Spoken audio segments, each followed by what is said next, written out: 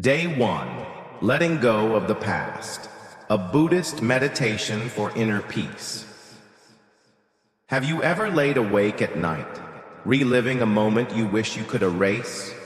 A conversation that ended badly? A mistake that still whispers in your ear?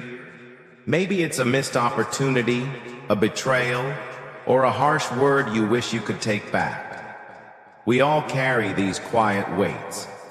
They hide in the corners of our minds, show up in our silence, our hesitation, even in the way we breathe. But what if I told you that the Buddha gave us a way to let them go? Not by forgetting, not by pushing them down, but by seeing clearly. By meeting the pain with awareness and setting ourselves free. This is day 1 of our 7-day journey into letting go meditation, a path of healing, of release, and of returning to peace. In Buddhism, we are taught a powerful truth. Suffering does not come from what happens to us, but from our attachment to what happened. The past is not the enemy. Our resistance to it is. The mind clings because it believes clinging is safer than falling. But the irony is, the more we hold on, the heavier we become. Think of it like this. Imagine carrying a burning coal in your hand, hoping to throw it at someone who wronged you, but all the while, it is your hand that gets burned. Today, we begin the practice of letting go, not as a spiritual idea, but as a lived, embodied experience. Let me share with you a short story that changed the way I relate to the past. 2 Buddhist monks were traveling on foot along a muddy road. As they walked, they encountered a woman standing near a stream. She was dressed in fine clothes, clearly distressed, and unable to cross without ruining her garments. Without hesitation, the older monk lifted her gently in his arms and carried her across the water. He placed her safely on the other side, and they continued walking. Hours passed in silence. Finally, the younger monk broke the quiet. "We monks are not supposed to touch women," he said sharply. "Why did you carry her?" The older monk smiled gently and replied, "I put her down hours ago. Why are you still carrying her?" Simple, profound. Most of our suffering isn't from the event itself. It's from the emotional weight we continue to carry long after the moment has passed. The question is not, did it happen? The question is, are you still carrying it? The Buddha once said, "You only lose what you cling to." Letting go is not about rejection. It is not about denial. It is not about pretending something didn't hurt. Letting go means acknowledging what happened, but choosing not to suffer from it again and again. It means feeling the wound, but not becoming the wound. In the Aditapariyaya Sutta, or fire sermon, the Buddha said, "Everything is burning. Burning with the fire of craving, with the fire of hatred, with the fire of delusion." When we cling to the past, to pain, to judgment, we add fuel to that fire. But when we let go, we stop feeding the flame. We become free not because we change the story, but because we stop telling it the same way. Letting go is not passive. It is one of the most courageous acts of self-liberation. Why is letting go so hard? Because our minds mistake holding on for healing. We believe that if we let go, it means the pain didn't matter, that the betrayal was acceptable, that we deserved what happened. But letting go doesn't mean it was okay. Letting go means we choose not to be imprisoned by it anymore. It means we honor the lesson and release the poison. The Buddha didn't ask us to forget. He asked us to see clearly, to look into the heart of our suffering and understand that clinging is what keeps the wound open. Let us now move into practice. Find a quiet, undisturbed place. Sit or lie down comfortably. Let your hands rest softly. Close your eyes and breathe. Take a long, slow breath in through your nose and gently out through your mouth. Again, in and out. Now imagine you are walking along a winding mountain path. The air is fresh, the earth steady beneath you. On your back is a heavy backpack. You feel its weight on your shoulders. Inside are stones. Each one is something you've been carrying. A painful memory, a word you wish you had or hadn't said, a mistake that haunts you, a silence you regret. With each breath, reach behind you and remove a stone. Feel it, name it, then gently place it by the side of the path. One by one, breathe and let go. Say silently in your mind, I release what I cannot change. I choose peace over pain. Again, I release what I cannot change. I choose peace over pain. Feel the lightness in your body, the looseness in your heart. Continue this for a few breaths, in your own rhythm. Letting go is not an instant act. It is a process, a return, a softening. Letting go is not a one-time ritual. It's a daily relationship with awareness. Each time the past comes up, you have a choice. Do I grip it again, or do I breathe and set it down? You don't need to fight your mind. You need to guide it, gently, like training a wild horse. Letting go becomes easier with kindness, and it becomes possible with practice. Remember, the path is not linear. Some days you will release easily. Other days you will pick up old stones. That's okay. What matters is not perfection. What matters is that you keep showing up. Letting go doesn't mean we forget. It means we stop identifying with the story of pain. It means we stop being the character who was wronged and become the compassionate witness who sees clearly. You can choose today to begin again, not because the past is erased, but because you are free to walk forward without its weight. This is not spiritual bypassing. This is spiritual bravery. You are not denying the past. You are no longer chained to it.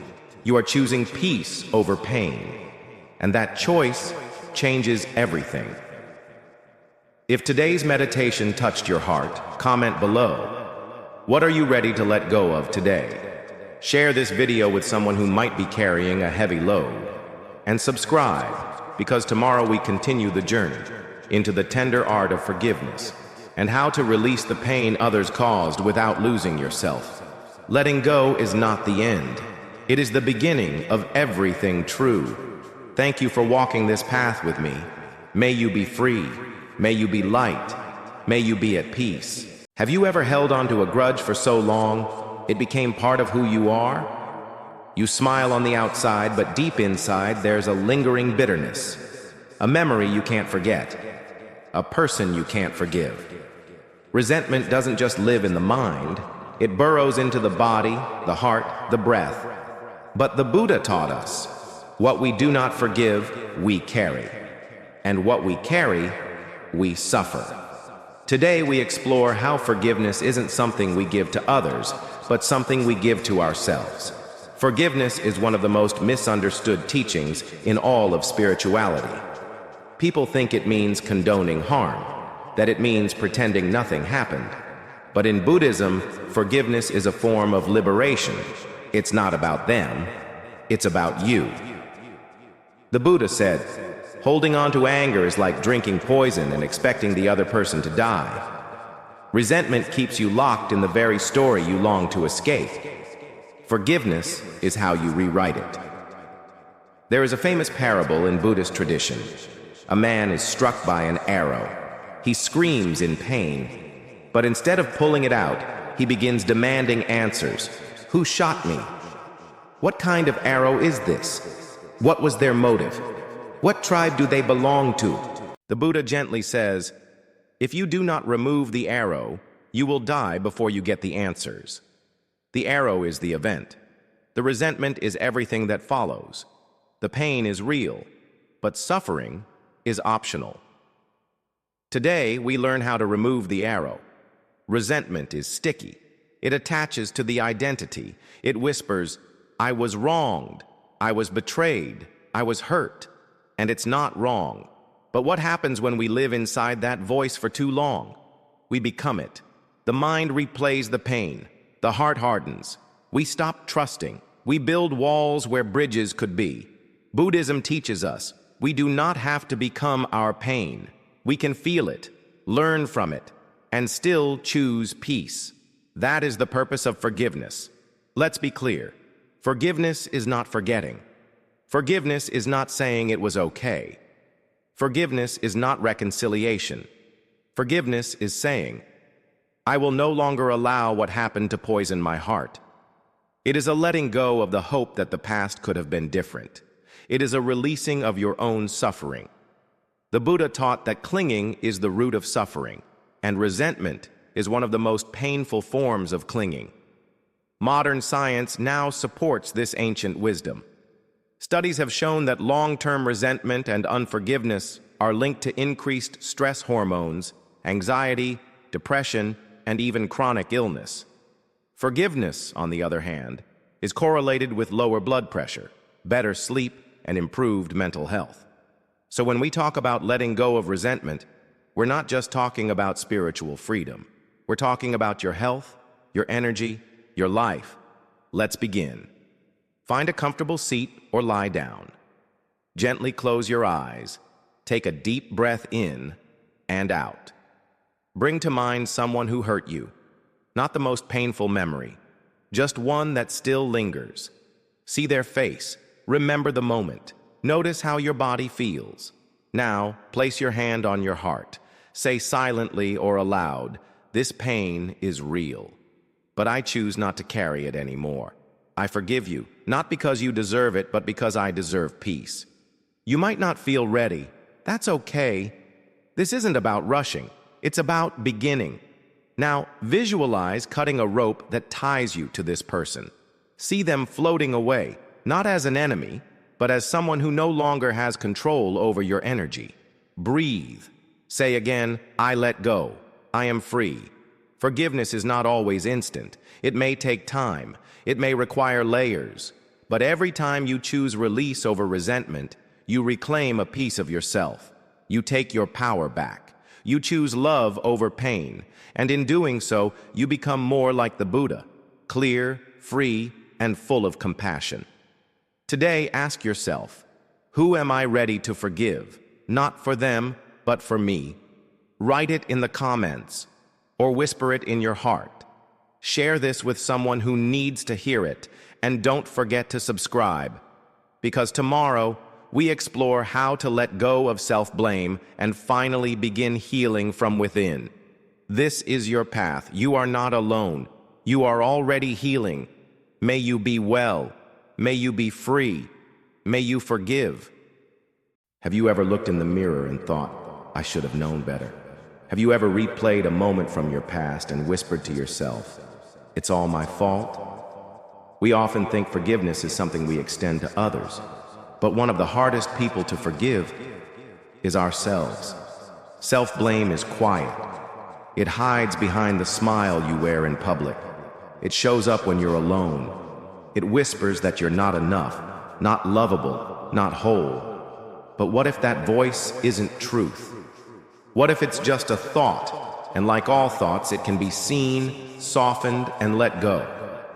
Today, on day 3 of our Letting Go meditation series, we explore how to release the weight of self-judgment and begin healing the inner critic from the inside out. In Buddhism, the mind is often described as a wild monkey, constantly jumping, grabbing, judging, labeling. And among all its tricks, self-blame is one of the most painful illusions. The Buddha taught that all beings are worthy of compassion, including ourselves.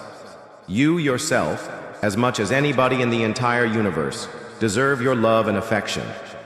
But for many of us, self-love feels unnatural, especially when we believe we've failed. So today we begin a new relationship with the one person we live with every day, ourselves. There's an old Zen story of a monk who carried water in 2 clay bowls.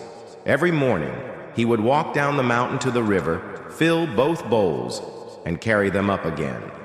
But one day, one bowl developed a crack. By the time he reached the monastery, half the water had leaked out. The cracked bowl felt ashamed. "I'm broken," it said. "I fail you every day." But the monk smiled and replied, "Have you noticed the flowers growing on the side of the path you water each day? Without your crack, the seeds would never bloom." This story reminds us, our flaws do not make us failures. They make us human. And sometimes what we think is a weakness is the very thing that nurtures the world. So where does self-blame come from? It often begins in childhood, a moment of punishment, rejection, or silence. The mind tries to make sense of pain, and sometimes the conclusion it reaches is, "It was my fault. I am bad. I should have done more." This becomes a mental habit, one that follows us into adulthood. We blame ourselves for failed relationships, missed opportunities, even for being in pain. But Buddhism teaches that suffering is not punishment. It's a part of existence. You were never meant to be perfect. You were meant to be present, to learn, to grow. And that means making mistakes, falling down, learning to rise again. The path of awakening begins when we stop trying to be flawless and start learning to be free. Self-forgiveness is not saying, "I did nothing wrong." It's saying, "I did the best I could with what I knew at the time." It means looking at your younger self, not with judgment, but with compassion. It means saying, "Yes, I made a mistake, but I am not my mistake." In Buddhism, this is the heart of mindfulness, to see clearly without clinging or aversion, to see your pain and not turn away, to see your imperfection and not hate it. This is the beginning of freedom. Modern neuroscience backs this up. Self-criticism activates the brain's threat system, the same area triggered by physical danger. Your body literally goes into fight or flight when you blame yourself. But self-compassion activates the brain's care system. It releases oxytocin. It calms the heart rate. It heals. So when you forgive yourself, you're not being selfish. You're rewiring your nervous system. You're choosing healing over harm. Let us begin. Sit in a quiet space. Let your hands rest gently. Close your eyes. Take a deep breath in through your nose and out through your mouth. Feel your body. Feel the rise and fall of your breath. Now, bring to mind a moment where you blame yourself. Not the most painful one, just one that still lingers. Notice the emotions, the voice, the tension in your chest. Now gently place your hand over your heart and say silently, "I see you. I see your pain. You were doing the best you could. I forgive you. I love you. I accept you." Breathe. Again, "I forgive you. I love you. I accept you." Imagine your heart as a lotus flower slowly opening. You don't need to be perfect to be worthy. You only need to be present. Breathe in compassion. Breathe out shame. You are safe here. You are healing. Self-blame is not the path to growth. Compassion is. When we forgive ourselves, we no longer need to wear shame as a mask. We can show up as we are, unpolished, honest, awake. You don't have to wait until you've done everything right to offer yourself love. Love is how we learn to do better. The Buddha didn't become enlightened by being perfect. He became enlightened by being present, again and again. So today, begin again. Let go of the inner critic. Embrace the inner friend. If this meditation touched something in you, leave a comment. Today, I forgive myself for. Let the world witness your healing. Share this with someone who needs to hear, you are not your past. You are your power to begin again.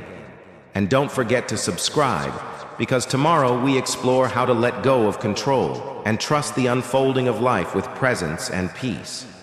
Until then, may you be gentle with yourself. May you be kind. May you be free.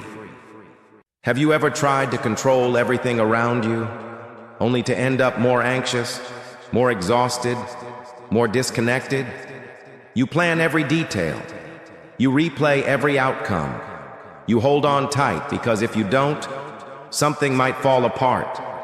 But what if holding on is what's tearing you apart? This is day 4 of our letting go meditation journey. Today we explore one of the deepest teachings in Buddhism, learning to surrender, not out of weakness, but from wisdom. Letting go of control is not giving up. It's learning to trust life again. Control feels safe, predictable, powerful. But in Buddhism, attachment to control is seen as one of the root causes of suffering. Why? Because life is impermanent, uncertain, always changing. The Buddha taught, all that arises will pass away. Trying to control what is by nature uncontrollable sets us up for endless tension. The harder we grip, the more we suffer. But what if there was another way? A way not of resistance, but of flow. There is a famous Zen parable. A farmer's horse ran away. His neighbors said, "Such bad luck." The farmer replied, "Maybe so, maybe not." The next day the horse returned, bringing with it 3 wild horses. "How wonderful," the neighbor said. "Maybe so, maybe not," the farmer said. The next day, his son tried to ride one of the wild horses and broke his leg. "Such misfortune," they cried. "Maybe so, maybe not." Then soldiers came to the village to draft young men for war, but passed over the farmer's injured son. Each time, the farmer didn't resist reality. He flowed with it. This story is not about passivity. It's about presence. Letting go of control doesn't mean doing nothing. It means responding, not reacting. Why do we cling to control? Because uncertainty feels threatening. The mind believes, if I can control everything, I'll be safe. But this creates an illusion of control. And when life doesn't go as planned, which it never fully does, we feel overwhelmed, defeated, anxious. Buddhism teaches non-attachment, not as apathy, but as peace with impermanence. Just as a river flows without clinging to any rock, the wise move through life without clinging to outcomes. The truth is, we don't control most of what happens in life, but we do control how we relate to it, and that is where freedom begins. What letting go of control really looks like, 8:30 to 11.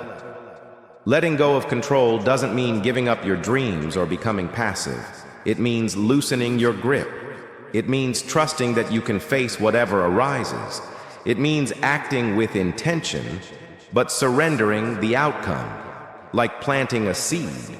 You water it, tend to it, but you can't force it to bloom on your schedule. In Buddhism, this is called equanimity, a calm acceptance of change, of not knowing, of imperfection. When we let go of control, we begin to truly live. Research shows that people who practice acceptance have lower levels of stress and anxiety, greater life satisfaction, stronger resilience to uncertainty. Trying to control everything overstimulates the nervous system. It keeps us in a chronic fight-or-flight mode. But when we practice letting go, the brain relaxes. The body heals, the heart opens. So this is not just a spiritual idea, it's a biological truth. Let's begin. Find a quiet, comfortable space. Sit or lie down. Close your eyes. Take a deep breath in and out. Again, in and out. Now bring to mind something you're trying to control. A situation, a person, an outcome. Feel the tension in your body. Notice where you're holding it.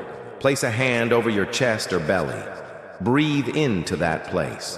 Now imagine this situation as a leaf in your hand. You're gripping it tightly. Your fist is clenched.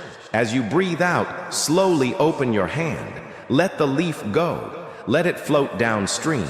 Say silently, I surrender what I cannot control. I trust the unfolding of life. I let go, and I am safe. Repeat this as many times as you like. Feel the release. Feel the spaciousness. This is not losing control. This is gaining inner peace. Letting go of control is not a one-time act. It's a practice. Start with small things. Let go of needing the perfect reply. Let go of needing others to always understand. Let go of needing the day to go your way. Each time you release, you return to the present. You return to the river of life, flowing, changing, alive. The Buddha didn't teach us to escape life. He taught us to see it clearly and walk it with grace. So when things go wrong, pause, breathe, and whisper, maybe so, maybe not. Let's see. You don't need to have all the answers. You don't need to fix every part of your path. Sometimes the most powerful thing you can do is let go. Let go of the timeline. Let go of the perfection. Let go of the pressure. And come home to this breath, this moment, this life. It's all unfolding exactly as it needs to. If this meditation brought you peace, let me know in the comments. Today, I let go of. Share this with someone who feels overwhelmed by life's chaos. And subscribe, because tomorrow we explore letting go of fear and how to meet the unknown with courage, presence, and trust. Until then, may you be soft, may you be still, may you flow. What if your fear wasn't the enemy? What if fear is not a wall to break through, but a doorway to presence? Welcome to day 5 of our Letting Go meditation series. Today, we face the most primal part of being human, fear. The fear of change, the fear of failure, the fear of not being enough, the fear of the unknown. And through the wisdom of the Buddha, you'll learn that you don't have to destroy fear. You only need to stop running from it. Because the moment we stop resisting fear, we begin to reclaim our power. Fear lives in all of us. It shows up in our thoughts, our bodies, our decisions. And yet most of us were never taught how to be with fear, only how to avoid, deny, or fight it. But Buddhism offers a different path. Not one of suppression, not one of escape, but one of mindful courage. The Buddha said, "The mind is everything. What you think, you become." So when fear arises, it's not a sign of weakness. It's a sign of opportunity, a chance to choose clarity over confusion, peace over panic. There's an old Buddhist saying, "The cave you fear to enter holds the treasure you seek." One day, a young monk asked his teacher, "Master, I feel afraid. What should I do?" The master simply said, "Then go sit with it." So the monk went to a cave at dusk, his heart pounding, thoughts racing. He sat in the dark, he breathed, and slowly the fear changed. It softened. It became a feeling, not a monster. The next morning he emerged, not fearless, but free. Fear loses power when we stop feeding it. Fear is not wrong. It's biological, protective. It evolved to keep us alive. But in the modern world, most fear isn't about physical danger. It's about uncertainty. What if I fail? What if they don't love me? What if I lose everything? These are not lions in the jungle. These are stories in the mind. Buddhism teaches that suffering arises when we cling to these stories as truth. But through mindfulness, we can see that fear is just energy, passing through like a cloud. We can feel it without becoming it. The Buddha taught that there are 5 hindrances to peace. One of them is restlessness and worry, the cousins of fear. But here's the key. Fear cannot survive in full awareness. When we bring the light of presence to fear, it no longer controls us. It becomes part of our path, not a block to it. And in that moment, something incredible happens. We stop trying to be fearless and instead become fear-wise. Neuroscience confirms this ancient truth. Fear activates the amygdala, the brain's alarm system. But mindfulness activates the prefrontal cortex, the area linked to reason, clarity, and decision-making. Studies show that regular meditation actually shrinks the amygdala and strengthens the brain's ability to respond rather than react. In other words, you don't have to eliminate fear. You can retrain your brain to meet it with peace. Let's practice. Find a quiet place. Sit or lie down comfortably. Close your eyes. Take a deep breath in and out. Now bring to mind something that brings fear into your body. A decision, a future event, a change. Notice how your body feels. Tightness, shallow breath, racing thoughts. Just observe. Say silently, I see you, fear. I welcome you. I will not run from you. Place a hand over your heart. Breathe. Now imagine fear as a small child standing at your door. It is not trying to destroy you. It wants to be seen. Say, thank you for trying to protect me, but I choose to respond with presence. Breathe again. Let the fear rise and fall. Come back to your breath. Inhale, I am safe in this moment. Exhale, I release what I cannot control. Sit here for a few moments, just being, just breathing. Letting go of fear doesn't mean fear disappears. It means fear no longer drives the car. You can feel afraid and still show up. You can be uncertain and still move forward. That is real courage, not the absence of fear, but action in its presence. Today, when fear arises, pause, breathe. Remember, fear is just a guest. You are the home. Every time you choose presence over panic, you strengthen your spiritual muscle. You become someone who is grounded, not because life is easy, but because your awareness is strong. You are not your fear. You are the stillness that watches it rise and fall. So let it come, let it shake, let it pass, and stay. Stay grounded in the breath. Stay connected to the now, because the unknown isn't something to fear. It's where life begins. If this meditation helped you face something within, share in the comments. Today, I choose presence over fear. Tag someone who's standing on the edge of something new and needs a reminder. You are stronger than your fear. And subscribe, because tomorrow we explore how to let go of comparison and step fully into your own path. Until then, may you be steady. May you be spacious. May you be free. Have you ever looked at someone else's life and thought, they have it all figured out. Why not me? Maybe it's scrolling through social media, seeing someone else's success, and feeling like you're behind. Not enough, not seen. Comparison is a thief. It steals our joy, our focus, our peace.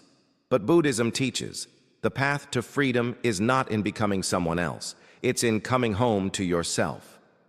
Today, on day 6 of our Letting Go meditation series, we explore how to release comparison, reclaim your attention, and walk your own path with confidence and compassion. In Buddhist thought, envy and comparison are mental poisons, kleshas, that cloud the clarity of our mind. They create suffering because they take us out of presence. Instead of living our path, we start chasing someone else's. But the Buddha never asked us to compete. He asked us to awaken. And that awakening doesn't happen out there, it begins within. There is no path to happiness.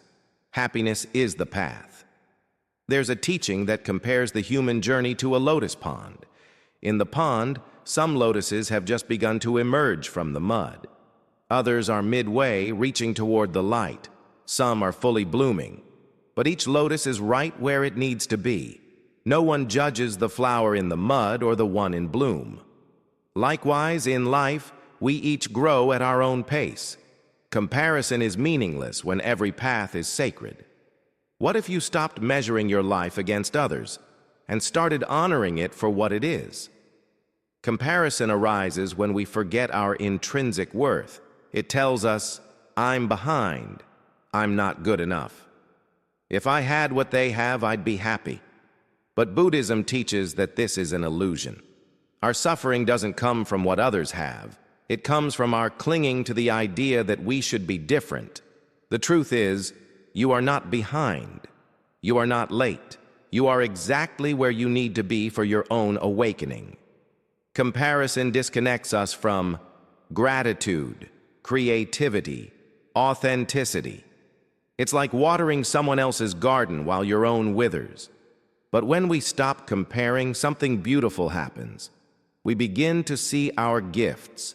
We begin to honor our lessons. We begin to trust our rhythm. Letting go of comparison is a radical act of self-acceptance. Psychologists have found that constant comparison leads to anxiety, depression, and low self-esteem. But mindfulness-based practices, especially self-compassion, help reduce these effects dramatically. Studies show that people who practice gratitude and present moment awareness are less affected by social comparison. This is the gift of Buddhist wisdom, not to become better than others, but to be fully yourself.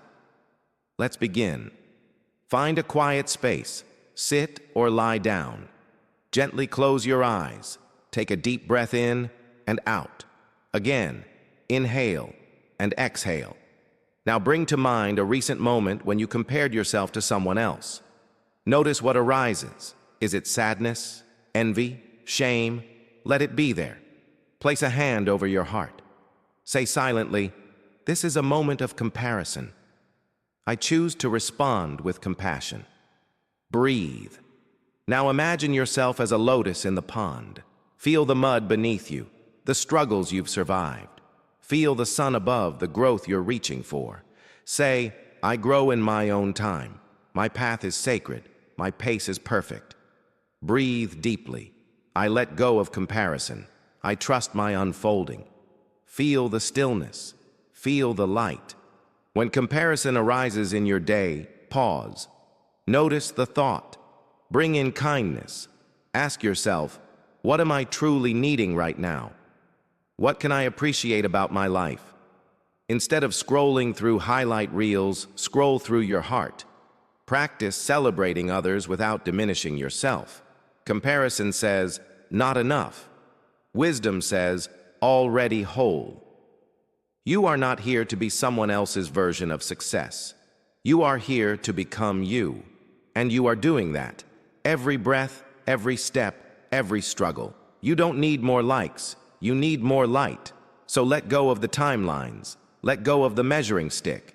Let go of the pressure. And return home to yourself. If this meditation helped you release something heavy, comment below. Today I let go of comparison and honor my own path. Share this with someone who needs to hear, "You are enough." And subscribe, because tomorrow we complete our journey with a powerful practice of letting go of attachment and discovering the peace of true freedom. Until then, may you walk your path with joy. May you rest in your rhythm. May you bloom. What if everything you're clinging to, the outcome, the idea, the identity, is the very thing blocking your peace? Today is day 7, the final day of our Letting Go meditation series. We end with the deepest letting go of all, letting go of attachment. Because according to the Buddha, attachment is the root of all suffering. But here's the truth. Letting go of attachment isn't about losing what you love. It's about loving freely, without fear, without control, and without clinging. Let's begin. Attachment doesn't just mean material things. It means our need to control, to hold on, to make something permanent in an impermanent world. Buddhism teaches the concept of upadana, grasping. Whether it's grasping a person, a belief, a feeling, or an expectation, when we cling, we suffer. You only lose what you cling to. The Buddha. So the practice today is not to detach from life, but to engage with life without being enslaved by it, to love without chains, to experience without control, to live freely. A wealthy man came to the Buddha distressed. He had a golden bowl that he locked in a safe every night. He couldn't sleep, fearing it would be stolen. The Buddha said, "The bowl does not imprison you. Your clinging does. We all have our golden bowls. Maybe it's success. Maybe it's a relationship. Maybe it's how we want life to be. But the tighter we hold, the more trapped we become. Letting go doesn't mean we stop caring. It means we stop grasping." The Buddha identified 4 types of attachment. 1. Attachment to sense pleasures. 2. Attachment to views and opinions. 3. Attachment to rituals and forms. 4. Attachment to the idea of self.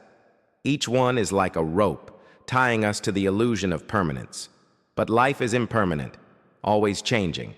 Attachment tries to stop the river from flowing, but freedom comes when we let it flow and learn to float. We fear that if we let go, we'll lose something important. But often, it is in letting go that we receive the most. When you stop clinging to control, you discover trust. When you stop grasping for love, you find connection. When you stop fighting change, you find peace. Letting go is not a loss. It's a return to your natural state of openness. Studies show that those who cultivate non-attachment have lower stress, less anxiety, and greater emotional resilience. Letting go rewires the brain to respond, not react. It strengthens our capacity for clarity, compassion, and calm. Even psychology aligns with Buddhist wisdom. Non-attachment is a hallmark of mental well-being. Let's meditate. Sit or lie down in a comfortable position. Close your eyes. Take a deep breath in and out. Imagine you are sitting in a small boat, floating gently down a calm river. You carry a bag with you. Inside are your attachments: a desire, a worry, a fear, a fixed idea of who you think you must be. With each breath, take one item from the bag. Hold it gently in your awareness. Acknowledge it. And then, let it go. Place it in the river. Watch it float away. Repeat with each item. Breathe deeply. Feel the boat become lighter. Your heart become freer. Say silently, I release the need to control. I trust the unfolding of life. Again, I release attachment. I choose peace. Float. Breathe. Be. Letting go of attachment is not a one-time event. It's a daily practice. Each time you notice grasping, wanting things to be a certain way, needing validation, fearing loss or change. Pause. Return to the breath. Ask yourself, can I love this moment without needing to control it? True freedom doesn't mean we own nothing. It means nothing owns us. This is the end of our 7-day journey, but truly, it's the beginning. Letting go is not about abandoning life. It's about embracing life fully, without fear, to hold everything with open hands, to trust that what is meant for you will stay, and what is no longer needed will fall away. You are not the clinger. You are the awareness that can release. If this series has opened something within you, share it in the comments. I am learning to let go, and it is setting me free. Subscribe for future meditations, because the journey continues. We will explore deeper Buddhist wisdom, mindful living, and inner healing. And if you know someone still holding tightly, share this video. Let's grow a world with less fear, less grasping, and more peace. May you be free. May you be whole. May you let go.